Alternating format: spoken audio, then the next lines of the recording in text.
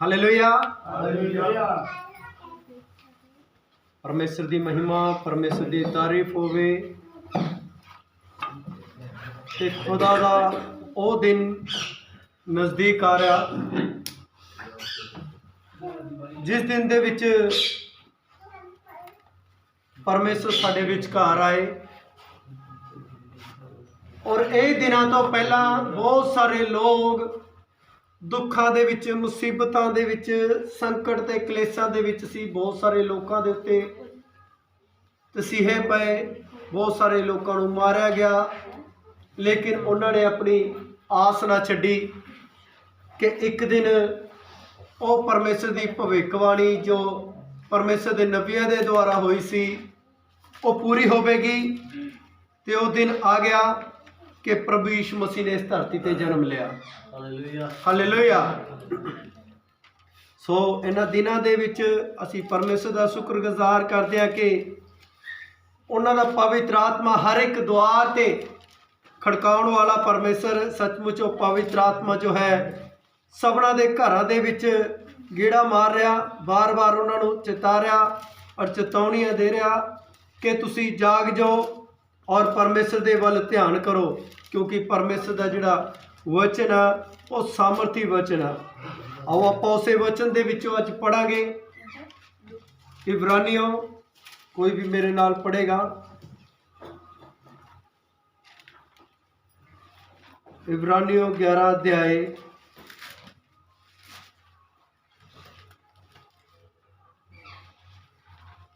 उसकी एक आयत तो कोई भी मेरे लिए पढ़े, जिसनों परमेश्वर का आत्मा अगवाई करता। हालेलुया। उच्ची आवाज नाल पढ़ांगे। हाँ जी। अब विश्वास आशा की हुई वस्तुओं का निश्चय और अनदेखी वस्तुओं का परिणाम है। हालेलुया। परमेश्वर के वचन विच लिखा होया, हुण नेचा आस किते होया गल्लां दा पक्का भरोसा है। जिहड़ा विश्वास है अज तो हज़ारां साल पहला बहुत सारे लोगों ने विश्वास किया परमेश्वर के उस वचन के उत्ते, उस नबी के उन्होंने वचनों के उत्ते जो परमेश्वर ने उस नबी नूं दिते सी। उन्होंने वचनों ते विश्वास किया कि तुहाडे वास्ते एक उद्धारकर्ता पैदा होवेगा जो तुहानूं उस गुलामी दे विचों, उस अंधकार दे विचों तुहानूं की करेगा, कढ़ के लेके आवेगा। वो परमेश्वर उद्धारकर्ता उस नगर दे विच पैदा होवेगा ते तुसी की करोगे, मुक्ति पाओगे। और वचन कहता कि जिहड़ा परमेश्वर ते भरोसा रखदा वो अनढिठा दा की आ सबूत है, क्योंकि उन्होंने परमेश्वर को देखा नहीं सी, सिर्फ शब्द सुने सी, वो भी नबियों के द्वारा लिखे हुए। नबियों ने ऐदा नहीं कोई सुपना आ गया कि चक के उन्होंने लिख दिता। नबियों ने उस पवित्र आत्मा नूं उहदे विच परिपूर्ण होके उन्हां शब्दां नूं लिखिया। और वो शब्द जिहड़े लिखे गए सी उन्हां शब्दां ते उन्हां लोकां ने विश्वास किया जिहड़े बहुत सालों तो सुनते आ रहे सी कि एक उद्धारकर्ता की आ पैदा होवेगा। वो जिहड़े शब्द जद विश्वास दे विच पक्के हो गए तां उन्हां शब्दां ने एक देह धारण कर ली। हालेलुया। वो देह धारण की, देह धारण करके प्रभु यीशु मसीह का रूप लेके आया। हालेलुया। परमेश्वर नूं आपां देख नहीं सकते, इच लिखा अनढिठ, यानी कि जिसनों नहीं देखा जा सकता। वो परमेश्वर जिस ते असीं विश्वास करते हैं कि एक ना एक दिन परमेश्वर की है वो बदलों तो थले आवेगा ते सानूं नाल लेके जावेगा। इसे तरह बहुत सालों तो इन्होंने की किया, विश्वास किया। इन्हों का विश्वास सी कि प्रभु यीशु मसीह उद्धारकर्ता साडे वास्ते एक पैदा होवेगा और सानू उन्हां गुलामी तो, उन्हां पाप तो छुटकारा देवेगा जिहड़ा किसी ने भी पाप तो छुटकारा नहीं दिता। हाँ जी, पढ़ांगे क्योंकि इसी के विषय में प्रार्थनाओं की इच्छा अच्छी गवाही दी गई। हालेलुया। क्योंकि इस दे विषय ਦੇ ਵਿੱਚ ਜਿਹੜੇ ਪ੍ਰਾਚੀਨ ਲੋਕ ਸੀ, ਜੋ ਪਾਸਟਰ ਲੋਕ ਸੀ, ਨਵੀ ਲੋਕ ਸੀ, ਬਜ਼ੁਰਗ ਲੋਕ ਸੀ, ਉਹਨਾਂ ਨੇ ਕੀ ਕੀਤੀ? ਇੱਕ ਗਵਾਹੀ ਦਿੱਤੀ। ਕਿਉਂਕਿ ਪਰਮੇਸ਼ਰ ਦਾ ਜਿਹੜਾ ਵਿਸ਼ਵਾਸ ਆ ਉਹ ਅਣਦੇਖੀ ਵਸਤੂਆਂ ਦਾ। ਇੱਕ ਵਾਰ ਇੱਕ ਬੇਟੀ ਛੱਤ ਦੇ ਉੱਤੇ ਸੀ ਔਰ ਧੁੰਦ ਬਹੁਤ ਜ਼ਿਆਦਾ ਸੀ ਔਰ ਬੇਟੀ ਆਪਣੇ ਬਾਪ ਨੂੰ ਕਹਿੰਦੀ ਆ, ਪਿਤਾ ਜੀ ਮੈਂ ਥੱਲੇ ਆਉਣਾ ਚਾਹੁੰਦੀ ਆ। ਔਰ ਪਿਤਾ ਜੀ ਥੱਲੇ ਕੀ ਕਹਿੰਦੇ ਨੇ? ਪੁੱਤ ਤੂੰ ਵਿਸ਼ਵਾਸ ਕਰ, ਮੈਂ ਤੇਰੇ ਕੋਲ ਆ। ਤੂੰ ਵਿਸ਼ਵਾਸ ਕਰ, ਮੈਂ ਤੇਰੇ ਕੋਲ ਆ ਔਰ ਤੂੰ ਬੇਫਿਕਰ ਹੋ ਕੇ ਛਾਲ ਮਾਰ ਔਰ ਮੈਂ ਤੈਨੂੰ ਆਪਣੇ ਗੋਦ ਦੇ ਵਿੱਚ ਲੈ ਲਵਾਂਗਾ। ਲੇਕਿਨ ਬੇਟੀ ਨੂੰ ਕੁਝ ਵੀ ਦਿਖਾਈ ਨਹੀਂ ਦੇ ਰਿਹਾ ਸੀ, ਉਸਨੂੰ ਕੁਝ ਵੀ ਦਿਖਾਈ ਨਹੀਂ ਦੇ ਰਿਹਾ। ਔਰ ਬੇਟੀ ਫੇਰ ਆਵਾਜ਼ ਮਾਰਦੀ ਆ, ਡੈਡੀ ਜੀ ਤੁਸੀਂ ਦਿਖਾਈ ਦੇ ਨਹੀਂ ਰਹੇ, ਪਿਤਾ ਜੀ ਤੁਸੀਂ ਦਿਖਾਈ ਦੇ ਨਹੀਂ ਰਹੇ, ਮੈਂ ਕਿੱਦਾਂ ਛਾਲ ਮਾਰਾਂ? ਫਿਰ ਪਿਤਾ ਕਹਿੰਦਾ ਤੂੰ ਵਿਸ਼ਵਾਸ ਕਰ ਔਰ ਧਿਆਨ ਕਰ, ਮੈਂ ਤੈਨੂੰ ਕੁਝ ਵੀ ਹੋਣ ਨਹੀਂ ਦਵਾਂਗਾ। ਉਸ ਬੇਟੀ ਨੇ ਵਿਸ਼ਵਾਸ ਕੀਤਾ ਤੇ ਉਸਨੇ ਕੋਠੇ ਦੇ ਉੱਤੋਂ ਛਲਾਂਗ ਮਾਰ ਦਿੱਤੀ ਔਰ ਪਿਤਾ ਨੇ ਉਸ ਨੂੰ ਕੈਚ ਕਰ ਲਿਆ। ਜੇ ਉਹ ਵਿਸ਼ਵਾਸ ਨਾ ਕਰਦੀ ਤਾਂ ਉਹ ਪੱਕਾ ਉਹ ਡਿੱਗ ਜਾਂਦੀ, ਉਹਦੀ ਲੱਤ ਬਾਂਹ ਟੁੱਟ ਜਾਂਦੀ। ਲੇਕਿਨ ਉਸਨੇ ਵਿਸ਼ਵਾਸ ਕੀਤਾ ਆਪਣੇ ਪਿਤਾ ਦੀ ਉਸ ਆਵਾਜ਼ ਤੇ, ਆਪਣੇ ਪਿਤਾ ਦੇ ਉਸ ਵਚਨਾਂ ਦੇ ਉੱਤੇ ਵਿਸ਼ਵਾਸ ਕੀਤਾ ਔਰ ਆਪਣੇ ਪਿਤਾ ਦੀ ਗੋਦ ਦੇ ਵਿੱਚ ਆ ਗਈ। ਅੱਜ ਸਾਡਾ ਪਰਮੇਸ਼ਰ ਪ੍ਰਭੂ ਯੀਸ਼ੂ ਮਸੀਹ ਵਿਸ਼ਵਾਸ ਆ, ਉਸ ਨੂੰ ਮਿਲਣ ਵਾਸਤੇ ਬਹੁਤ ਸਾਰੇ ਲੋਕ ਵਿਸ਼ਵਾਸ ਕਰਦੇ ਨੇ। ਜਿਸ ਤਰ੍ਹਾਂ ਪਿਛਲੇ ਦਿਨਾਂ ਦੇ ਵਿੱਚ ਮੈਂ ਇੱਕ ਵਚਨ ਸੁਣਾਇਆ ਸੀ, ਸ਼ਾਇਦ ਸਭ ਨੂੰ ਯਾਦ ਹੋਵੇਗਾ ਕਿ ਪ੍ਰਭੂ ਯੀਸ਼ੂ ਮਸੀਹ ਦੇ ਇਰਦ ਗਿਰਦ ਯਾਨੀ ਸੱਜੇ ਖੱਬੇ ਦੋ ਵਿਅਕਤੀ ਸਲੀਬ ਚੜਾਏ ਗਏ ਸੀ। ਇੱਕ ਵਿਅਕਤੀ ਕਹਿੰਦਾ ਜੇ ਤੂੰ ਪਰਮੇਸ਼ਰ ਦਾ ਪੁੱਤਰ ਹੈ ਤੇ ਆਪਣੇ ਆਪ ਨੂੰ ਤੇ ਮੈਨੂੰ ਬਚਾ ਲੈ, ਤੂੰ ਵੀ ਬਚ ਜਾਏਗਾ ਤੇ ਅਸੀਂ ਵੀ ਬਚਾਏ ਜਾਵਾਂਗੇ। ਲੇਕਿਨ ਦੂਜੇ ਵਿਅਕਤੀ ਨੇ ਕੀ ਕੀਤਾ? ਸਿਰਫ ਵਿਸ਼ਵਾਸ ਕੀਤਾ ਉਸ ਦੀਆਂ ਗੱਲਾਂ ਦੇ ਉੱਤੇ। ਪ੍ਰਭੂ ਯੀਸ਼ੂ ਮਸੀਹ ਨੂੰ ਸਲੀਬ ਤੇ ਚਾੜਿਆ ਜਾ ਰਿਹਾ, ਉਸਦੇ ਚੰਦ ਸਾਹ ਉਹਦੇ ਅੰਦਰ ਸੀ ਔਰ ਉਹਨਾਂ ਸਾਹਾਂ ਦੇ ਨਾਲ ਉਸਨੇ ਉਹਨਾਂ ਦੋਨਾਂ ਨੂੰ ਵਚਨ ਸੁਣਾਇਆ। ਇੱਕ ਨੇ ਵਿਸ਼ਵਾਸ ਨਹੀਂ ਕੀਤਾ ਤੇ ਦੂਜੇ ਨੇ ਵਿਸ਼ਵਾਸ ਕਰ ਲਿਆ ਔਰ ਵਿਸ਼ਵਾਸ ਦੇ ਦੁਆਰਾ ਕੀ ਉਹ ਬਚਾਇਆ ਗਿਆ। ਹਾਲੇਲੂਇਆ। ਬਹੁਤ ਸਾਰੇ ਇਹੋ ਜਿਹੇ ਲੋਕ ਨੇ ਜਿਹੜੇ ਵਿਸ਼ਵਾਸ ਦੇ ਦੁਆਰਾ ਬਚਾਏ ਜਾਂਦੇ ਨੇ, ਲੇਕਿਨ ਬਹੁਤ ਸਾਰੇ ਇਹੋ ਜਿਹੇ ਲੋਕ ਨੇ ਜਿਨ੍ਹਾਂ ਦਾ ਵਿਸ਼ਵਾਸ ਬਹੁਤ ਘੱਟ ਹੁੰਦਾ, ਲੇਕਿਨ ਉਹਨਾਂ ਨੂੰ ਆਰਾਧਨਾ ਕਰਨ ਦੀ ਬਹੁਤ ਜ਼ਿਆਦਾ ਜ਼ਰੂਰਤ ਹੁੰਦੀ ਆ। ਜੇ ਉਹ ਆਰਾਧਨਾ ਕਰਨਗੇ, ਉਸ ਦੀ ਦੁਆ ਪ੍ਰਾਰਥਨਾ ਕਰਨਗੇ, ਉਸ ਦੇ ਵੱਲ ਧਿਆਨ ਲਾਣਗੇ, ਹੌਲੀ ਹੌਲੀ ਹੌਲੀ ਹੌਲੀ ਉਹਦਾ ਵਿਸ਼ਵਾਸ ਕੀ ਆ? ਪੱਕਾ ਹੋ ਜਾਵੇਗਾ। ਜਦੋਂ ਉਸਦਾ ਵਿਸ਼ਵਾਸ ਪੱਕਾ ਹੋ ਜਾਵੇਗਾ ਤੇ ਉਹ ਇੱਕਦਮ ਵਿਸ਼ਵਾਸ ਦੇ ਵਿੱਚ ਆਵੇਗਾ ਤੇ ਉਹ ਪਰਮੇਸ਼ਰ ਦੇ ਵਿੱਚ ਪਰਿਪੂਰਨ ਹੋ ਜਾਏਗਾ। ਇਹ ਦੋ ਪ੍ਰਕਾਰ ਦੇ ਪਰਮੇਸ਼ਰ ਦੇ ਨਾਲ ਮੇਲ ਆ, ਇੱਕ ਆਰਾਧਨਾ ਦੇ ਦੁਆਰਾ ਤੇ ਇੱਕ ਵਿਸ਼ਵਾਸ ਦੇ ਦੁਆਰਾ। ਉਸ ਭਾਈ ਨੇ ਕੀ ਕੀਤਾ? ਪ੍ਰਭੂ ਯੀਸ਼ੂ ਮਸੀਹ ਦੇ ਸੱਜੇ ਪਾਸੇ ਹੁੰਦੇ ਹੋਏ ਉਸਨੇ ਸਿਰਫ ਵਿਸ਼ਵਾਸ ਕੀਤਾ ਔਰ ਕਿਹਾ ਕਿ ਮੈਂ ਤੇਰੇ ਨਾਲ ਸਵਰਗ ਦੇ ਵਿੱਚ ਜਾਵਾਂ। ਤੱਕ ਕਹਿੰਦਾ ਵੀ ਅੱਜ ਰਾਤ ਤੂੰ ਮੇਰੇ ਨਾਲ ਕੀ ਹੋਏਗਾ?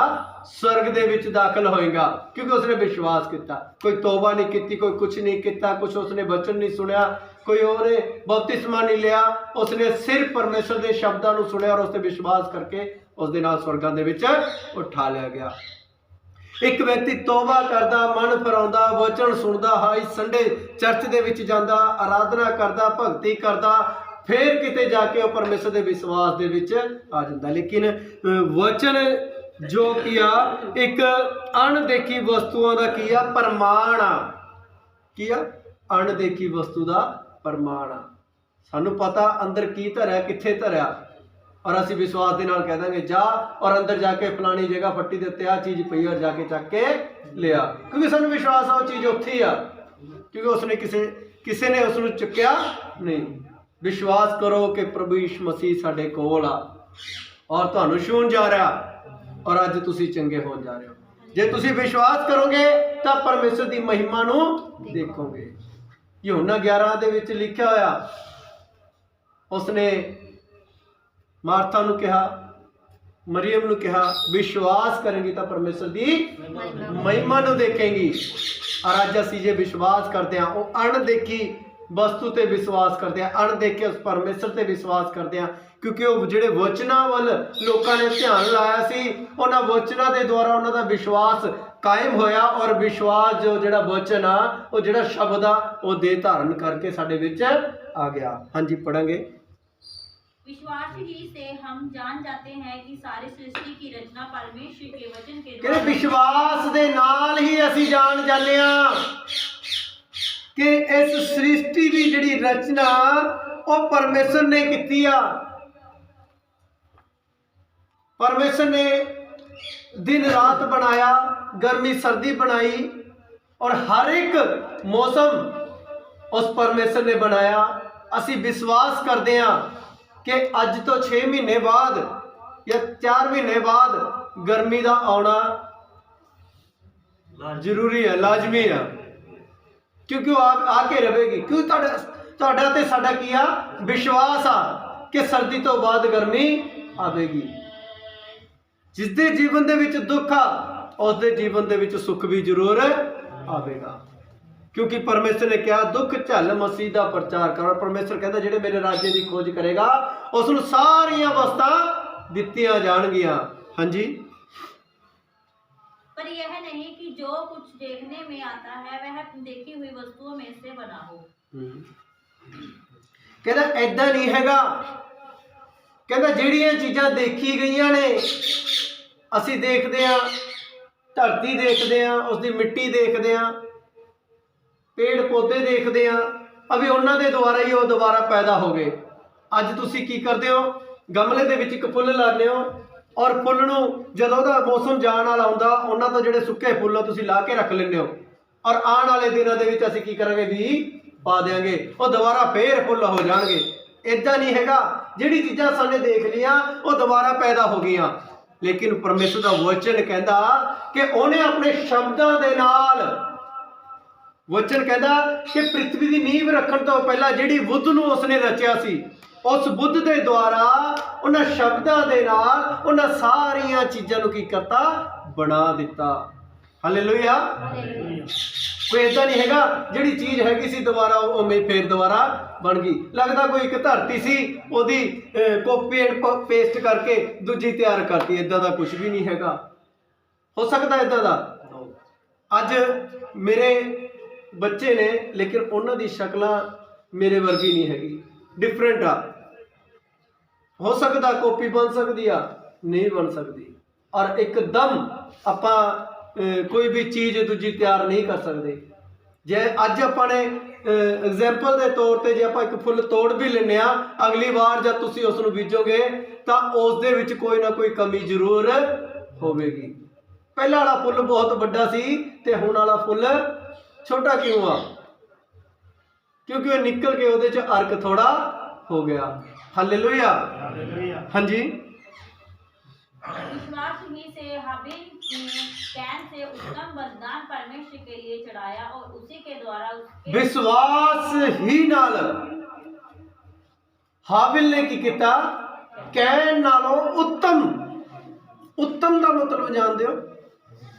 एक तो अच्छा होंदा, एक बहुत ज्यादा अच्छा होंदा, चंगा होंदा। कहना उत्तम तो भी उत्तम भेंट उसने परमेश्वर दे लई चुन के चढ़ाती। उन्हें ये नहीं कहा कि मैं अज भेड़ बकरियां रखनियां ने, आ जिहड़ा लगदा ज़्यादा कमजोर जा, इहनूं प्रभु दे नाम दा छड्ड दिंदे आ, प्रभु दा होया तो अपने आप सैट हो जाएगा, नहीं तो हो जाएगा। हालेलुया। लेकिन वचन कहता उत्तम तो उत्तम उसने की किया? चुन के परमेश्वर नूं भेंट चढ़ाया। हालेलुया। जद असीं परमेश्वर की हजूरी दे विच आने आ, बहुत सारे लोग की करते हैं? बटुआ खोलते हैं, जिहड़ा सब तो बेकार नोट आ कढ के दान दे विच पा दिंदे। जिहे जिहा सड़िया होया बेकार और फटिया होया दान आपां पाने ना, फिर असीं एक बहुत चंगी ਇੱਕ ਅਦਭੁਤ ਆਸੀਸ ਪਾਉਣ ਵਾਸਤੇ ਅਸੀਂ ਉਹਨੂੰ ਇਨਕਰੀਜ਼ ਨਹੀਂ ਕਰ ਸਕਦੇ, ਉਸ ਨੂੰ ਉਕਸਾ ਨਹੀਂ ਸਕਦੇ। ਸਾਨੂੰ ਵਧੀਆ ਬਰਕਤ ਦੇ। ਬਚਨ ਕਹਿੰਦਾ ਜਿਹੇ ਜਿਹਾ ਬੀਜੋਗੇ ਉਹ ਜਿਹਾ ਵੱਢੋਗੇ।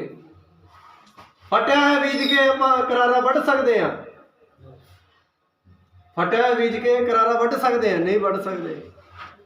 ਹਾਲੇਲੂਇਆ।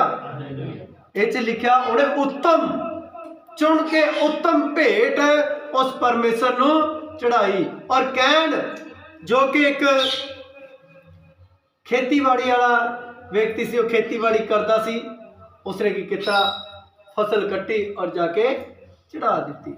ਲੇਕਿਨ ਉਹਨਾਂ ਦੋਨਾਂ ਦੀ ਭੇਟਾਂ ਦੇ ਵਿੱਚੋਂ ਉੱਤਮ ਭੇਟ ਜਿਹੜੀ ਸੀ ਉਹ ਹਾਬਿਲ ਦੀ ਸੀ। ਜਦ ਪਰਮੇਸ਼ਰ ਉਹ ਤੋਂ ਖੁਸ਼ ਹੋ ਗਿਆ, ਖੁਸ਼ ਹੋ ਕੇ ਉਹਦੀ ਭੇਟ ਨੂੰ ਉਹਨੇ ਕਬੂਲ ਕਰ ਲਿਆ, ਤਾਂ ਕੈਨ ਨੂੰ ਇੱਕ ਜੈਲਸੀ ਹੋਈ, ਉਹ ਖਿੱਚ ਗਿਆ। ਪਰ ਉਸਨੇ ਕੀ ਕੀਤਾ? ਆਪਣੇ ਭਾਈ ਹਾਬਿਲ ਨੂੰ ਲਿਜਾ ਕੇ ਖੇਤ ਦੇ ਵਿੱਚ ਮਾਰ ਦਿੱਤਾ। ਔਰ ਪਰਮੇਸ਼ਰ ਨੇ ਕੈਨ ਨੂੰ श्राप ਦਿੱਤਾ, अभी तू एक जगह पे नहीं रहेगा, भटकता रहेगा। और जब तू फसल बीजेगा तेरी फसल पूरी भरपूर नहीं होगी, तेरी फसल दे विच अधूरापन जरूर होगा, क्योंकि उन्हें उत्तम भेंट नहीं चढ़ाई। उसने उत्तम भेंट नहीं चढ़ाई। उन्हें सोचा किनारी जी तो वढ़ के दे देने आ, भेंट ही देनी आ, जे वधिया वाली देती है खा असीं खावांगे की। उन्हें सोचा जे मैं वधिया फसल परमेश्वर नूं दे देगा असां भुखा मर जाएंगे। लेकिन हाबिल ने उत्तम भेंट चढ़ाई। हालेलुया। हाँ जी। और उसी के द्वारा वह मरने पर भी अब तक बातें करता है। विश्वास ही से हनोक को उठा लिया गया कि हालेलुया। कैन दा जेड़ा पुत्र सी ਉਹ कौन सी? हनोक। परमेश्वर माड़ियां दे विचों भी चंगा बीज कढ़ सकदा, और चंगियां दे बच्चे नूं भी ਉਹ माड़ा कर सकदा। जद साडियां नीतां सच्चियां होणगियां तां मुरादां भी औजियां मिलणगियां। वचन कहंदा सुनो,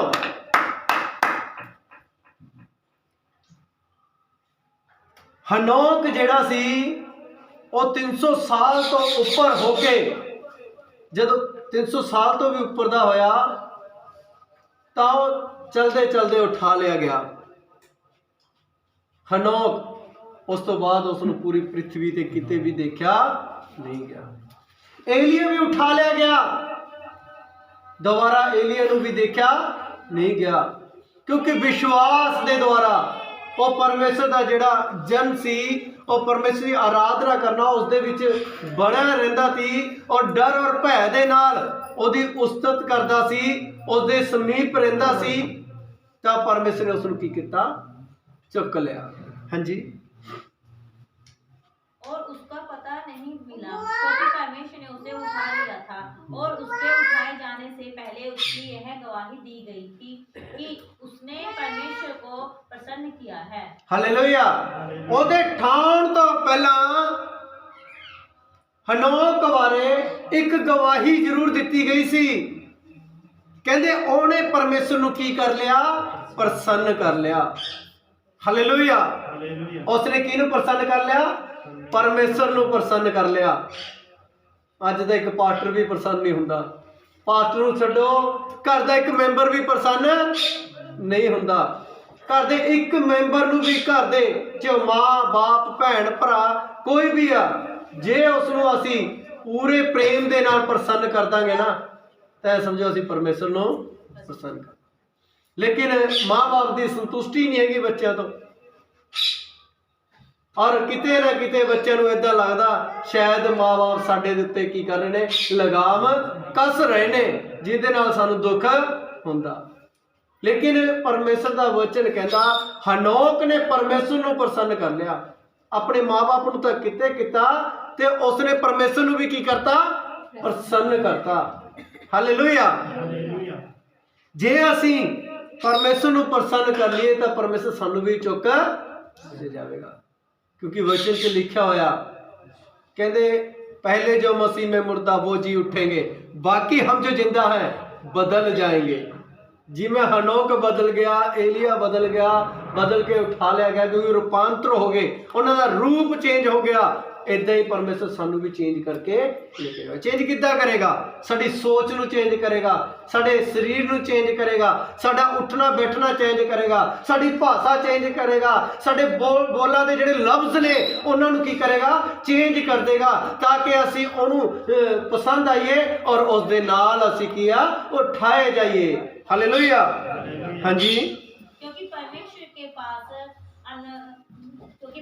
के पास प्रसन्न करना अनहोना है, क्योंकि परमेश्वर के पास आने वाले को विश्वास करना चाहिए कि वह है और अपने खोजने वालों को प्रतिफल देता है।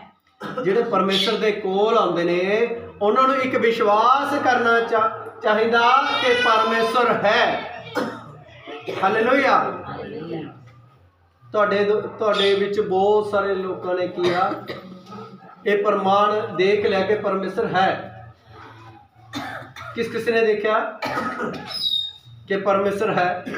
हर एक गल दे विच, हर एक जगह दे विच एक प्रमाण दिता जाता और तुसीं देखदे हो भी वाकई च है परमेश्वर और कुछ कर रहा। एक आवाज़ दे विच परमेश्वर जदे अपनी मुरादां नूं पूरी कर दिंदा। पहला आवाज़ां तां पहलां ही बधेरियां मारियां, पहला मुरादां नहीं पूरी हुईयां, हुण क्यों हुंदियां ने? क्योंकि हुण तुसीं विश्वास दे विच आ चुके हो। हाँ जी। विश्वास ही से नूह ने उन बातों के विषय में जो उस समय दिखाई न पड़ती थी चेतावनी पाकर भक्ति के साथ अपने घराने के बचाव के लिए जहाज बनाया और उसके द्वारा उसने संसार को दोषी ठहराया। प्रभु परमेश्वर दा जो हुक्म सी नूह नबी को आया, सुनो, जब ਉਹਦੇ ਕੋਲ आया कहना तू एक ऐदा कर जहाज बना और बहुत बड़ा जहाज बनाई और उस दे विच तू जोड़ा जोड़ा सारे जानवरों का, उड़न वाले पक्षियों का, रेंगण वालियां का, की जल वालियां का, की बाहर सब का जोड़ा जोड़ा तू की करी उस दे विच रख लवी जहाज दे विच। बस सिर्फ उसने विश्वास कर लिया कि परमेश्वर ने मैनू कोई ऑर्डर, मैनू कोई गल कही आ, उस गल नूं सुन के उसने अपनी कारागरी शुरू कर दी। जिमें जिमें जहाज नूं पिरोंदा जा रहा सी, बनांदा जा रहा सी, उसनूं कायम करता जा रहा सी, उसे तरह उसने लोगों को वचन भी सुनाया। उसने लोगों को कहा कि तुसीं तौबा करो, मन फिराओ, नहीं तो एक दिन यह जा आवेगा 40 दिन ते 40 रात मींह इस धरती ते बरसाया जाएगा और तुसीं तौबा कर लो इन्हां पापां तो जिहड़े तुसीं करदे हो, नहीं तो सारे दे सारे किया मारे जाओगे। और लोग मजाक उड़ाउंदे सी शायद नूह कटोरियां दे विच पानी लेके आवेगा ते साडे उत्ते उल्टा देवेगा, असीं डुब के मर जावांगे। लेकिन जिस तरह वचन सुणाउंदा जांदा सी उसे तरह वो जहाज नूं तैयार करता जांदा सी। जिस तरह उसने जहाज नूं तैयार किया और जब जहाज पूरी तरह तैयार हो गया उसने जोड़ा जोड़ा सारे जानवरों का रखा, ਉਹਦੇ 3 बेटे 3 ਨੂੰਹਾਂ ਤੇ उसकी पत्नी, और सारे उस जहाज ਦੇ ਵਿੱਚ चले गए। फिर भी लोग हंस रहे ने, अब ये तो पागल हो गए। क्यों गए? ये पागल हो गए, अजे तो सारा टब्बर जानवरों समेत अंदर चला गया। लेकिन परमेश्वर ने एक गल कही, कहता इस जहाज का जिहड़ा दरवाजा ना तू नहीं बंद करेगा। कहता क्यों प्रभु जी? कहता तू धर्मी आ, तेरा मन जो है नरम है, तू इन्हां लोकां वास्ते दरवाजा खोल देगा कि लोग जहाज के अंदर बढ़ जाएंगे। मैं नहीं चाहता यह जे लोग जिहड़े विश्वास नहीं करते वो परमेश्वर के नाम के जहाज के विच कोई दाखिल होवे। कहना तू और तेरा परिवार उस जहाज के विच जा और इसनूं मैं अपने आप बाहरों बंद कर देंगा। जिस टाइम परमेश्वर ने जहाज बंद किया उस टाइम मीह पैना शुरू हो गया। 40 दिन 40 ਰਾਤ ਮੀਂਹ ਪਿਆ। ਮੀਂਹ ਪੈਣ ਤੋਂ ਬਾਅਦ ਬਹੁਤ ਸਾਰੇ ਇਹ ਜਿਹੇ ਜਾਨਵਰ ਜਿਨ੍ਹਾਂ ਦਾ ਕੋਈ ਕਸੂਰ ਨਹੀਂ ਸੀ, ਸਾਰੇ ਦੇ ਸਾਰੇ ਮਰ ਗਏ। ਔਰ ਪਰਮੇਸ਼ਰ ਨੂੰ ਬਹੁਤ ਜ਼ਿਆਦਾ ਤਰਸ ਆਇਆ, ਕਿਉਂਕਿ ਉਹਦਾ ਗੁੱਸਾ ਉਹਨਾਂ ਲੋਕਾਂ ਤੇ ਸੀ ਜਿਨ੍ਹਾਂ ਨੇ ਇਹ ਕੰਮ ਕੀਤਾ ਸੀ। ਉਹਦਾ ਗੁੱਸਾ ਉਹਨਾਂ ਸਵਰਗਦੂਤਾਂ ਤੇ, ਜਿਹੜੇ ਸਵਰਗਦੂਤ ਸੀ ਉਹਨਾਂ ਤੇ ਸੀ ਜਿਨ੍ਹਾਂ ਨੇ ਉਹਨਾਂ ਲੋਕਾਂ ਦੇ ਵਿੱਚ ਆਪਣੀ ਜਾਤੀ ਫੈਲਾਤੀ। ਸਵਰਗਦੂਤਾਂ ਨੇ ਮਨੁੱਖ ਦੀ ਧੀਆਂ ਨਾਲ ਵਿਆਹ ਕੀਤੇ ਔਰ ਉਹਨਾਂ ਤੋਂ ਜਿਹੜੇ ਲੋਕ ਪੈਦਾ ਹੋਏ ਉਹ ਇੱਕ ਨਾਮੀ ਲੋਕ ਸੀ। ਬਚਨ ਕਹਿੰਦਾ ਉਤਪਤੀ 6 ਅਧਿਆਏ ਉਸਦੀ 2 ਆਇਤ ਦੇ ਵਿੱਚ ਲਿਖਿਆ ਹੋਇਆ, ਕਹਿੰਦੇ ਉਹ ਲੋਕ ਸ਼ੂਰਵੀਰ ਸੀ, ਉਹਨਾਂ ਤੋਂ ਲੋਕ ਕੰਬਦੇ ਸੀ, ਲੇਕਿਨ ਪਰਮੇਸ਼ਰ ਦੀ ਯੋਜਨਾ ਨਹੀਂ ਸੀ। ਪਰਮੇਸ਼ਰ ਨੇ ਆਦਮ ਔਰ ਹਵਾ ਨੂੰ ਬਣਾਇਆ ਸੀ। ਉਹਦੀ ਯੋਜਨਾ ਸੀ ਕਿ ਆਦਮ ਔਰ ਹਵਾ ਆਪਣਾ ਵੰਸ਼ ਪ੍ਰਿਥਵੀ ਤੇ ਲੈ ਕੇ ਜਾਵੇ, ਲੇਕਿਨ ਸਵਰਗਦੂਤਾਂ ਨੇ ਉਹਨਾਂ ਦੀ ਧੀਆਂ ਨਾਲ ਵਿਆਹ ਕਰਕੇ ਉਹ ਇੱਕ ਇਹੋ ਜਿਹੇ ਲੋਕ ਪੈਦਾ ਹੋ ਗਏ ਜਿਨ੍ਹਾਂ ਤੋਂ ਪਰਮੇਸ਼ਰ ਨਫ਼ਰਤ ਕਰਦਾ ਸੀ। ਅਭੀ ਇਹ ਲੋਕ ਅਗਰ ਵੱਧ ਗਏ ਤਾਂ ਮਨੁੱਖ ਦੀ ਜਿਹੜੀ ਜਾਤੀ ਆ ਉਹ ਜਿਵੇਂ ਖਤਮ ਹੋ ਜਾਵੇਗੀ। ਤਾਂ ਪਰਮੇਸ਼ਰ ਨੇ ਸਿਰਫ ਉਹਨਾਂ ਸਵਰਗਦੂਤਾਂ ਕਰਕੇ ਉਹਨਾਂ ਸਾਰਿਆਂ ਨੂੰ, ਕਿਉਂਕਿ ਉਹਨਾਂ 'ਚ ਪਾਪ ਫੈਲ ਗਿਆ, ਉਹਨੇ ਦੇਖਿਆ ਜੇ ਸਵਰਗਦੂਤ ਸਾਡੀ ਧੀਆਂ ਨਾਲ ਵਿਆਹ ਕਰਕੇ ਬੱਚੇ ਪੈਦਾ ਕਰ ਰਹੇ ਤਾਂ ਫਿਰ ਅਸੀਂ ਵੀ ਕੁਝ ਵੀ ਕਰ ਸਕਦੇ ਆ।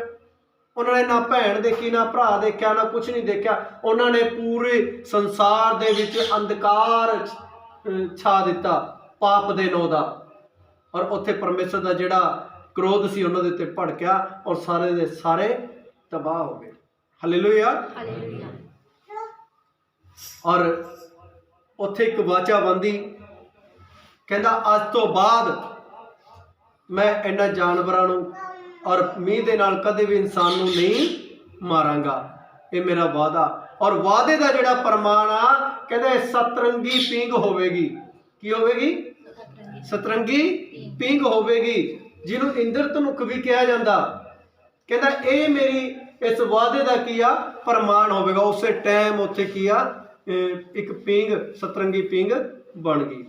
ਤੁਸੀਂ ਦੇਖਿਆ ਹੋਣਾ ਜਦ 2-3 ਦਿਨ ਦੀ ਬਾਰਿਸ਼ ਹੋ ਜਾਂਦੀ ਆ ਜਾਂ 5 ਦਿਨ ਦੀ ਬਾਰਿਸ਼ ਹੁੰਦੀ ਹੈ, ਇਸ ਤੋਂ ਵੱਧ 7 ਦਿਨ 10 ਦਿਨ ਦੀ ਬਾਰਿਸ਼ ਨਹੀਂ ਹੁੰਦੀ, ਲੇਕਿਨ 7-8 ਦਿਨ ਦੀ ਬਾਰਿਸ਼ ਵੀ ਹੋ ਜੇ ਤਾਂ ਉਸ ਤੋਂ ਬਾਅਦ ਉਹ ਪੀਂਗ ਆ ਜਾਂਦੀ ਆ। ਹਾਏ ਪ੍ਰਭੂ ਜੀ ਤੁਸੀਂ ਇੱਕ ਵਾਅਦਾ ਕੀਤਾ, ਇਸ ਤੋਂ ਬਾਅਦ ਕੁਝ ਨਹੀਂ ਹੋ ਸਕਦਾ। ਉਸ ਤੋਂ ਬਾਅਦ ਬਾਰਿਸ਼ ਕੀ ਆ? ਥੰਮ ਜਾਂਦੀ ਆ। ਜਦੋਂ ਪੀਂਗ ਨਿਕਲਦੀ ਆ ਉਸ ਤੋਂ ਬਾਅਦ ਬਾਰਿਸ਼ ਨਹੀਂ ਹੁੰਦੀ। ਕੌਣ ਕੌਣ ਜਾਣਦਾ? ਜਾਣਦੇ ਹੋ ਨਾ, ਜੇ ਬਾਰਿਸ਼ ਹੁੰਦੀ ਹੈ ਤਾਂ ਇੱਕ ਪੀਂਗ ਬਣ ਜਾਂਦੀ ਆ। ਕੋਈ ਅਮਰੀਕਾ 'ਚ ਤਾਂ ਨਹੀਂ ਪੀਂਗ ਬਣਦੀ, ਜਦ ਇੱਥੇ ਬਾਰਿਸ਼ ਹੋਈ ਤਾਂ ਇੱਥੋਂ ਪੀਂਗ ਬਣ ਜਾਏਗੀ। ਜਿਹੜੇ ਦੇਸ਼ ਪ੍ਰਦੇਸ਼ ਦੇ ਵਿੱਚ ਬਾਰਿਸ਼ ਹੋਗੀ ਉੱਥੇ ਵੀ ਪੀਂਗ ਬਣ ਜਾਏਗੀ, ਕਿਉਂਕਿ ਪਰਮੇਸ਼ਰ ਦੀ ਇੱਕ ਵਾਚਾ ਬੰਨੀ ਹੋਈ ਹੈ। ਇਹ ਪੜ੍ਹ ਸਕਦੇ ਹੋ ਤੁਸੀਂ, ਉਤਪਤੀ 6 ਅਧਿਆਏ 7-8 ਤੱਕ ਪੜ੍ਹ ਸਕਦੇ ਹੋ ਤੁਸੀਂ। ਉਹਦੇ 'ਚ ਪਰਮੇਸ਼ਰ ਦੇ ਵਾਅਦੇ ਨੇ। ਹਾਂਜੀ। और उस धर्म का वारिस हुआ जो विश्वास से होता है। विश्वास ही से अब्राहम जब बुलाया गया तो आज्ञा मानकर ऐसी जगह निकल गया जिसे अब्राहम विश्वास के नाल सिर्फ परमेश्वर ने क्या कहता? उठ और चल, तेनों मैं उस देश दे विच लेके जाऊंगा जिथे दुध ते शहद दियां नदियां वगदियां ने। लेकिन वो तो एक गलती हो गई, उन्हें अपने भतीजे लूत नूं नाल ले लिया। जद बहुत दूर तक चले गए, विश्वास सी उहदा कि परमेश्वर मैनूं जरूर लेके जावेगा। अज इत्थे तंबू गड्ढिया, पूरी मेहनत की, तंबू गड्ढिया, थक हार के तंबू दे विच बह गए। जदे परमेश्वर का ऑर्डर कहना तंबू पट इत्थे नहीं बैठना, तंबू पट इत्थे नहीं बैठना। फिर उन्होंने तंबू पट्टे, क्लोज किया, फिर चल पे, फिर अगे जाके तंबू गड़ता। फिर परमेश्वर कहता इत्थे नहीं बैठना।